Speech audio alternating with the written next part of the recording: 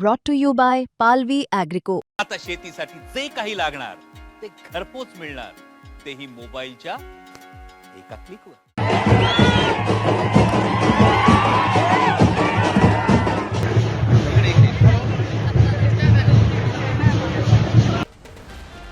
धाराशिवमध्ये जिल्हा परिषद अध्यक्षांच्या निवडीनंतर हा असा राडा। कोण खुन्नस देत होतं तर कोण दंड थोपटत खुलं आव्हान देत होतं। भिडणारे नेतेही तेच, पाटील विरुद्ध निंबाळकर। त्याचं झालं असं की काल धाराशिवमध्ये जिल्हा परिषद अध्यक्षपदाची निवडणूक झाली। भाजप आमदार राणा पाटलांच्या पत्नी अर्चना पाटील जिल्हा परिषदेच्या अध्यक्ष झाल्या।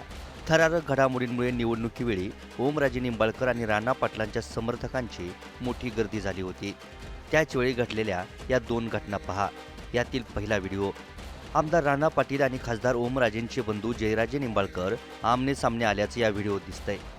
ऐन निवडणुकीवेळी जयराजे निंबाळकर आणि राणा जगजितसिंह पाटील समोरासमोर आले। राणा पाटील आणि मल्हार पाटील हे जिल्हा परिषदेच्या इमारतीतून बाहेर पडत असतानाच जयराजे निंबाळकर समर्थकांसह आले।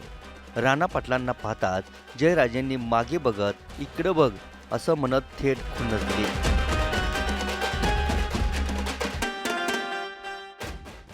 मात्र राणा पाटलांनी वाद टाळत पुढे निघून जाणं पसंत केलं। अध्यक्षपदाच्या निवडीनंतरचा हा दुसरा व्हिडिओ पहा। राणा पाटलांचे पुत्र मल्हार पाटलांनी दंड थोपटत ओमराजे निंबाळकरांना डिवचलं। जुन्या चॅलेंजची आठवण करून देत जखमेवर मीठ चोळण्याचा एक प्रकारे प्रयत्न केला।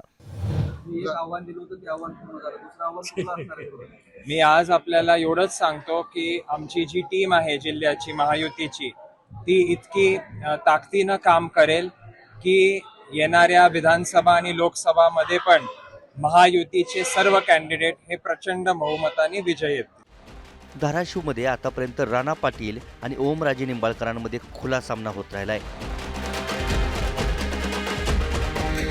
आता मात्र मल्हार पाटील आणि जयराजे निंबाळकरांची ही एंट्री झाली आहे। त्यामुळे साहजिकच धाराशिवमधील बाकीचे गट मागे पडून पुन्हा एकदा धाराशिवच्या राजकारणात जुने प्रतिस्पर्धीच राजकारणाचं मैदान गाजवताना दिसतील। पण मैदानात असतील निंबाळकर आणि पाटलांचे नवे भिडो। धाराशिवहून गणेश जाधवसह ब्युरो रिपोर्ट, मुंबई तक।